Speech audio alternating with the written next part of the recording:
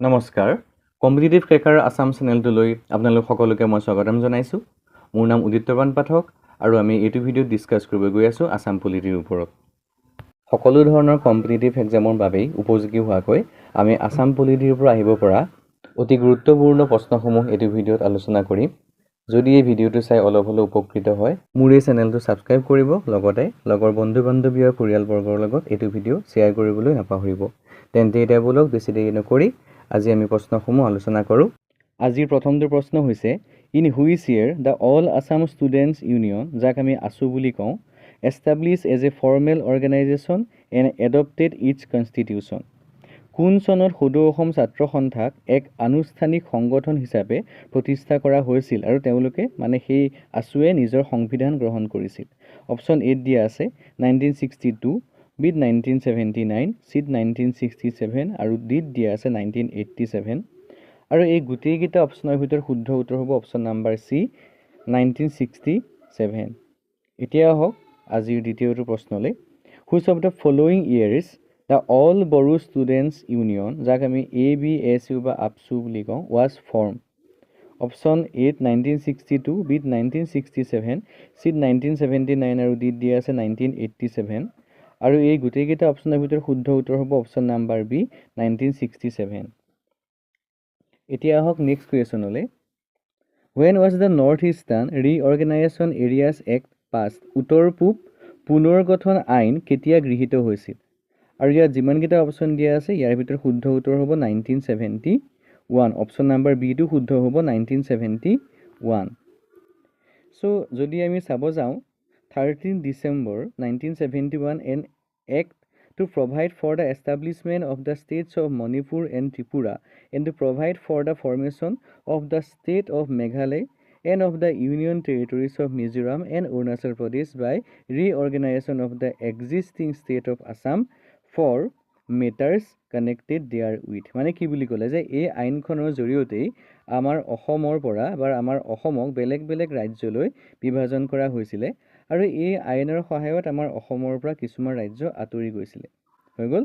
আৰু এই যিখন আইন এইখন আইন গৃহীত হৈছিলে 1971 চনত।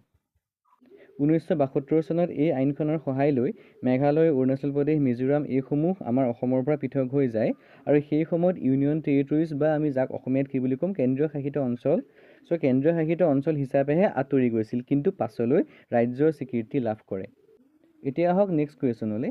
When was Mizoram separated from Assam? মানে মিজোৰাম অসমৰ পৰা কেতিয়া পৃথক হৈছিল?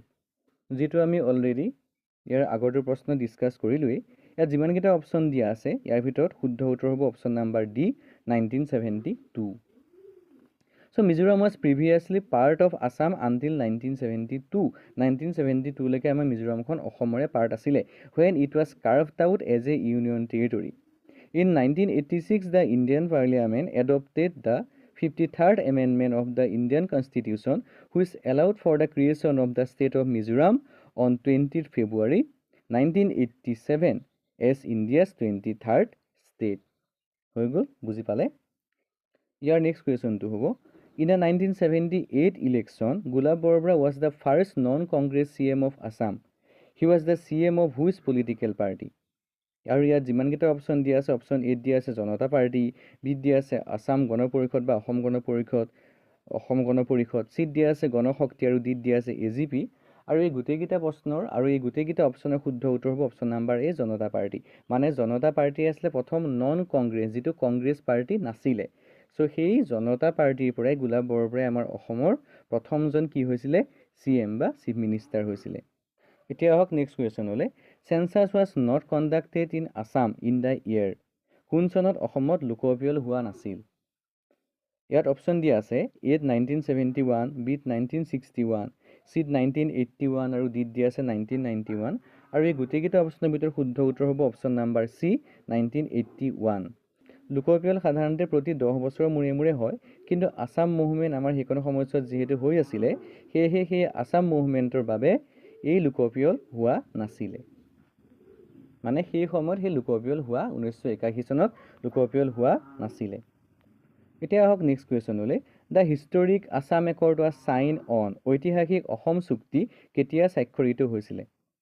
আৰু ইয়াত যিমানকেইটা অপশ্যন দিয়া আছে তাৰ ভিতৰত শুদ্ধ উত্তৰ হ'ব 15 আগষ্ট 1985। 15 আগষ্ট 1985 চনত আমাৰ কি হৈছিলে অসম চুক্তি স্বাক্ষৰিত হৈছিল। Which clause of Assam accord deals with constitutional protections to the people of Assam. অসম চুক্তিৰ কোনটো ধাৰাত অসমৰ জনসাধাৰণৰ বাবে সাংবিধানিক সুৰক্ষা ৰখা হৈছে? আৰু ইয়াত অপশ্যন যিমানকেইটা আছে তাৰ ভিতৰত অপশ্যন নাম্বাৰ ডিটো শুদ্ধ হ'ব, ক্লজ 6 বা 6 নং দফা। এতিয়া আহক নেক্সট কুৱেশ্যনলৈ। Which of the following cultural institutions was born out of the Assam accord. নিম্নলিখিত কোনটো সাংস্কৃতিক প্ৰতিষ্ঠান অসম চুক্তিৰ পৰা জন্ম হৈছিল? আৰু ইয়াত যিমানকেইটা অপশ্যন দিয়া আছে তাৰ ভিতৰত শুদ্ধ উত্তৰ হ'ব অপশ্যন নাম্বাৰ এ, শ্ৰীমন্ত শংকৰদেৱ কলাক্ষেত্ৰ, যিটো আমাৰ গুৱাহাটীত আছে শ্ৰীমন্ত শংকৰদেৱ কলাক্ষেত্ৰ। আৰু এতিয়া আহক আজিৰ অন্তিমটো প্ৰশ্নলৈ। Who was the prime minister of India during the signing of the Assam accord. অসম চুক্তি স্বাক্ষৰৰ সময়ত ভাৰতৰ প্ৰধানমন্ত্ৰী কোন আছিলে? আৰু ইয়াত যিমানকেইটা অপশ্যন দিয়া আছে তাৰ ভিতৰত শুদ্ধ উত্তৰ হ'ব option number C, Rajiv Gandhi. এয়াই আছিলে আজিৰ প্ৰশ্নসমূহ। যদি এই ভিডিঅ'টোৰ পৰা আপোনালোক অলপ হ'লেও উপকৃত হ'লোঁ বুলি ভাবিছে তেন্তে মোৰ চেনেলটো ছাবস্ক্ৰাইব কৰিব, লগতে এই ভিডিঅ'টো লাইক কৰিবলৈ নাপাহৰিব আৰু বন্ধু বান্ধৱীৰ লগতে পৰিয়ালবৰ্গৰ লগত মোৰ এই চেনেলটো শ্বেয়াৰ কৰিব, মোৰ এই ভিডিঅ'টো শ্বেয়াৰ কৰিব। চ' আকৌ এটা নতুন ভিডিঅ'ৰ প্ৰতিশ্ৰুতিৰে আজিলৈ ধন্যবাদ।